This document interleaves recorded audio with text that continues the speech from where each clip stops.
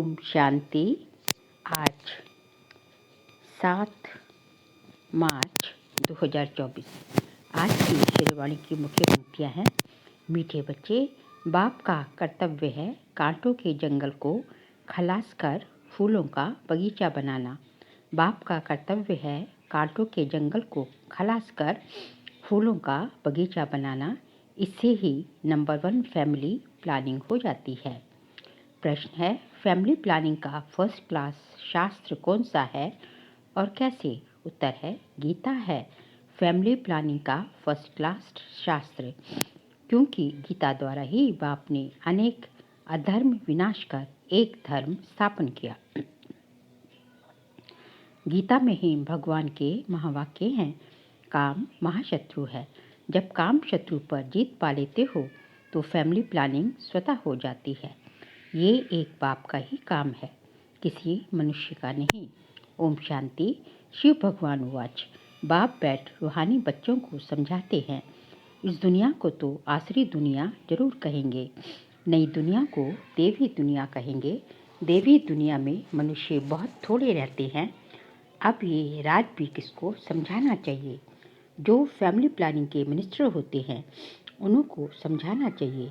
बोलो, family planning की duty तो गीता के कथन अनुसार एक बाप की ही है। गीता को तो सब मानते ही हैं। गीता है ही फैमिली प्लानिंग का शास्त्र। गीता से ही बाप नई दुनिया की स्थापना करते हैं।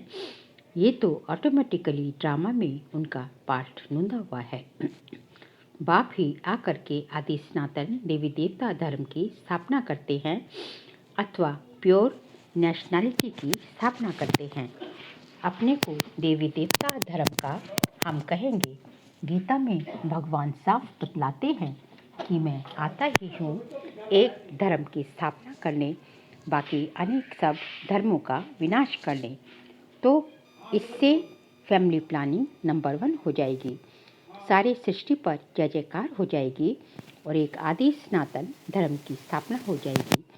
अब तो बहुत मनुष्य होने के कारण बहुत किचड़ा हो पड़ा है।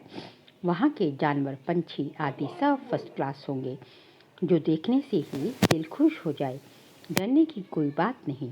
बाप बैठ समझाते हैं, तुमने मुझे बुलाया ही इसलिए है कि आकर फैमिली प्लानिंग करो, अर्थात पतित फैमिलीज को वापस ले जाओ, पावन फैमिली की स्थापना करो। तुम सब कहते थे बाबा आकर पतित दुनिया खलास कर नई पावन दुनिया बनाओ। ये बाप की ही प्लानिंग है। देखने से ही दिल खुश हो जाए। लक्ष्मी नारायण को देखने से तुम्हारी दिल खुश होती है ना। यहाँ तो यथा राजा रानी तथा प्रजा सब फर्स्ट क्लास होते हैं। तो ये फैमिली प्लानिंग की युक्ति ड्रामा में नूदी हुई है। तुम बच्चों को समझाना है। पारलौकिक बाप तो सतयुगी प्लानिंग फर्स्ट क्लास करते हैं, कांटों के जंगल को ही खलास कर देते हैं। इस सारे भंभोर को आग लग जाती है। ये धंधा तो बाप का ही है। तुम कुछ भी नहीं कर सकते हो। कितनी भी मेहनत करो, सक्सेसफुल कोई हो ना सके। बाप कहते हैं, जिस काम विकार को तुम अपना मित्र समझते हो वह बड़ा भारी दुश्मन है। बहुत हैं जो उनके मित्र बन जाते हैं। बाप ऑर्डिनेंस निकालते हैं, तुम इस पर विजय पहनो, तुम समझाओ। बाप कहते हैं, काम महाशत्रु है। विचारों को पता ही नहीं कि फैमिली प्लानिंग कैसे हो रहा है। ये तो कल्प कल्प बाप कहते हैं ड्रामानुसार, फिर ये होना ही है। सतयुग में बहुत थोड़े मनुष्य होते हैं, इसमें फिक्र की कोई बात नहीं। बाप प्रैक्टिकल में ये काम कर रहे हैं। वो लोग कितना माथा मारते हैं। एजुकेशन मिनिस्टर को भी समझाओ, अभी के कैरेक्टर्स कितने खराब हैं, देवताओं के कैरेक्टर्स कितने अच्छे थे।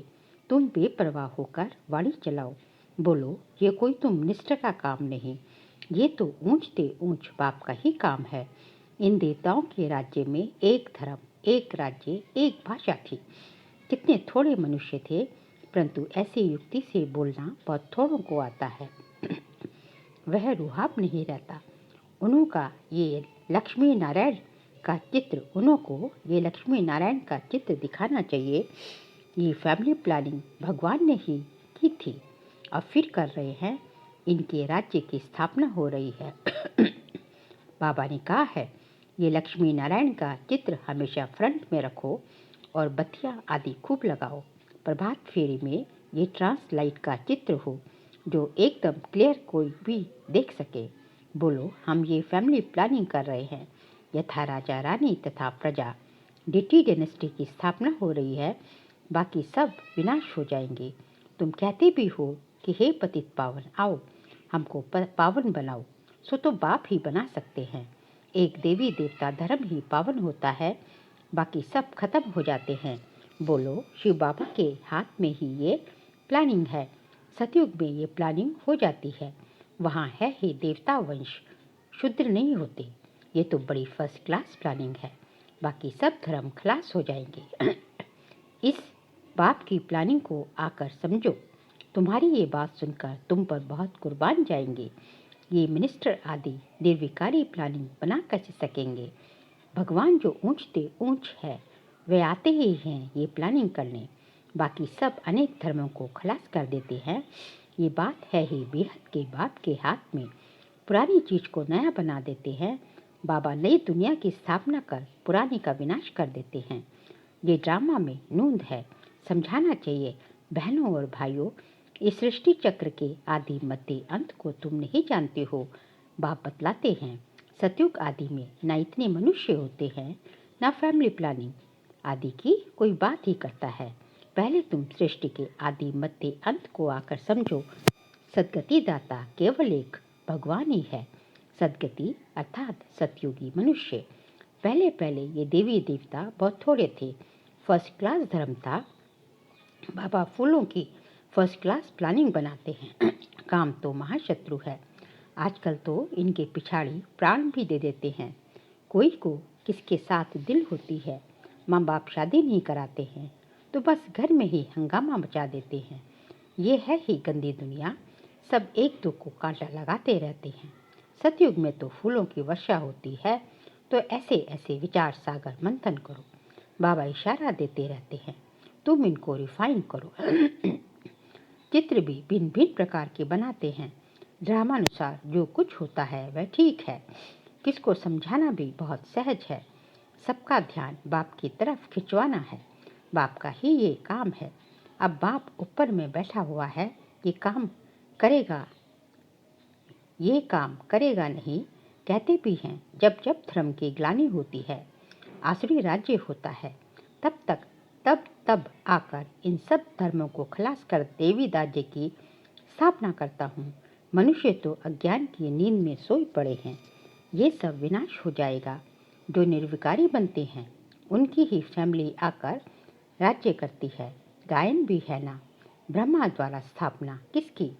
इस फैमिली की। ये प्लानिंग हो रही है। ब्रह्मा कुमार कुमारियाँ पवित्र बनते हैं तो उन्हीं के लिए जरूर पवित्र नई दुनिया चाहिए। ये पुरुषोत्तम संगम युग बहुत छोटा है। इतने थोड़े समय में कितनी अच्छी प्लानिंग कर देते हैं। बाबा सबका हिसाब किताब चुकतो कराए अपने घर ले जाते हैं। इतना सारा किचड़ा वहाँ नहीं ले जाएंगे, छिछी आत्माएं जा न सके। इसलिए बाबा आकर गुलगुल बनाकर ले जाते हैं। ऐसी ऐसी बातों पर विचार सागर मंथन करो। तुम रियलाइज करते रहते हो। बाप कहते हैं, मैं एक धर्म की स्थापना कराने तुमको रिहर्सल करा रहा हूँ। ये फैमिली प्लानिंग किसने की? बाप कहते हैं, मैं कल्प पहले मिसल अपना कार्य कर रहा हूँ। पुकारते ही है, पतित फैमिली से बदलकर पावन फैमिली स्थापन करो। इस समय सब हैं पतित, शादियों पर लाखों खर्च कर देते हैं, कितना शादमाना करते हैं और ही पावन से बदल पतित बन जाते हैं। तुम बच्चों को अब यही ईश्वरीय धंधा करना चाहिए। सबको समझाना चाहिए। सब आसुरी नींद में सोए पड़े हैं, उनको जगाना चाहिए। गोरा बनकर औरों को भी बनाए तो बाप का प्यार भी जाए। सर्विस ही नहीं करेंगे तो मिलेगा क्या? कोई बादशाह बनते तो जरूर कोई अच्छे कर्म किए हैं। ये तो कोई भी समझ सकते हैं, ये राजा रानी हैं, हम दास दासियाँ हैं, तो जरूर आगे जन्म में कर्म ऐसे किए हैं। बुरे कर्म करने से बुरा जन्म मिलता है। कर्मों की गति तो चलती रहती है। अब बाबा तुमको अच्छे कर्म करना सिखलाते हैं। वहाँ भी ऐसे जरूर समझेंगे कि अगले जन्म के कर्मों के अनुसार ऐसे बने हैं। बाकी क्या कर्म किए हैं वह नहीं जानेंगे। कर्म गाए जाते हैं। जितना जो अच्छा कर्म करते हैं वे ऊंच पद पाते हैं। ऊंच कर्मों से ही ऊंच बनते हैं। अच्छे कर्म नहीं करते तो झाड़ू लगाते हैं, भरी ढोते हैं। कर्मों का फल तो कहेंगे ना। कर्मों की थ्योरी चलती है। श्रीमत से अच्छे कर्म होते हैं। कहाँ बादशाह, कहाँ दास दासियाँ। बाबा कहते हैं, अब फॉलो फादर, मेरी श्रीमत पर चलेंगे तो ऊंच पद पाएंगे। बाबा साक्षात्कार भी कराते हैं। ये मम्मा बाबा बच्चे इतने ऊंच बनते हैं, ये भी कर्म है ना। बहुत बच्चियां कर्मों को समझती नहीं। पिछाड़ी में साक्षात्कार सबको होगा। अच्छी तरह पढ़ेंगे लिखेंगे तो नवाब बनेंगे, रुलेंगे पी लेंगे तो होंगे खराब। ये तो सब पढ़ाई में भी होता है। भगवान वाच, इस समय सारी दुनिया काम चिता पर जल मरी है। कहते हैं स्त्री को देखने से अवस्था बिगड़ती है। वहाँ तो ऐसी अवस्था नहीं बिगड़ेगी। बाबा कहते हैं नाम रूप देखो ही नहीं, तुम भाई भाई को देखो, बड़ी मंजिल है। विश्व का मालिक बनना है, कभी किसकी बुद्धि में नहीं होगा। ये लक्ष्मी नारायण विश्व के मालिक कैसे बने। बाप कहते हैं मैं तुमको स्वर्ग का मालिक बनाता हूँ। ये लक्ष्मी नारायण सर्वगुण संपन्न थे। आजकल जिनका तुम नया ब्लड समझते हो वे क्या करते रहते हैं। क्या गांधी जी ये सिखा कर गए? राम राज्य बनाने की भी युक्ति चाहिए, वह तो बाप का ही काम है। बाप तो एवर पावन है। तुम फिर 21 जन्म पावन रहकर फिर 63 जन्म पतित बन जाते हो। समझाने में इतना मस्त बन जाना चाहिए। बाप बच्चों को समझाते रहते हैं, बच्चे पावन बनो। अच्छा मीठे मीठे सिखले दे बच्चों प्रति माता पिता बाप दादा का याद प्यार और गुड मॉर्निंग। रूहानी बाप की रूहानी बच्चों को नमस्ते। हम रूहानी बच्चों की रूहानी बाप दादा को नमस्ते नमस्ते नमस्ते। सार के लिए पॉइंट से अपनी अवस्था सदा एक रस अडोल बनाने के लिए किसी के भी नाम रूप को नहीं देखना है। भाई भाई को देखो, दृष्टि को पावन बनाओ, समझाने में रूहाब धारण करो। बाप का प्यार पाने के लिए बाप समान धंधा करना है। जो आसुरी नींद में सोए हुए हैं उन्हें जगाना है। गोरा बनकर दूसरों को बनाना है। आज का बाबा का वरदान है, अपने सरल स्वभाव और शुभ भाव द्वारा भोलानाथ बाप के प्यार का अनुभव करने वाले आकर्षण मूर्त भव। अपनी सरल स्वभाव और शुभ भाव द्वारा भोलानाथ बाप के प्यार का अनुभव करने वाले आकर्षण मूर्त भव। भोलानाथ बाप को सबसे प्रिय भोले बच्चे हैं। भोले अर्थात जो सदा सरल स्वभाव, शुभ भाव और स्वच्छता संपन्न मन और कर्म दोनों में सच्चाई और सफाई वाले हैं। ऐसे बच्चे आकर्षण मूर्त बन बाप को भी अपने ऊपर आकर्षित करते हैं। भोलानाथ बाप ऐसे सरल स्वभाव भोले बच्चों के गुणों की माला सिमरण करते हैं। भगवान को भोलापन प्यारा है। आप बच्चों ने अपने भोलेपन से ही भगवान को मोह लिया है, उन्हें अपना बना लिया। स्लोगन है, अपने चेहरे और चलन से गुणों व शक्तियों की गिफ्ट बांटना ही शुभ भावना शुभकामना है। अपने चेहरे और चलन से गुणों व शक्तियों की गिफ्ट बांटना ही शुभ भावना शुभकामना है। बाबा कहते हैं कि हम हमेशा कहते हैं कि शुभ भावना शुभकामना का दान दो, तो देना कैसे है? वो देना होता है अपने चेहरे और चलन से, अपने कर्मों के द्वारा, अपने आचरण में लाके जो कर्म हम करेंगे हमें देख और करेंगे, तो आपके कर्मों में किसी गुण को शक्तियों को देखेंगे तो वो खुद ही खुद उसको अपने आचरण में लाएंगे दूसरे लोग। तो इसलिए अपने चेहरे और चेहरे से शक्तियों की और चलन से गुणों की गिफ्ट ये बांटना इसी को शुभ भावना शुभकामना कहा जाता है। अच्छा, ओम शांति।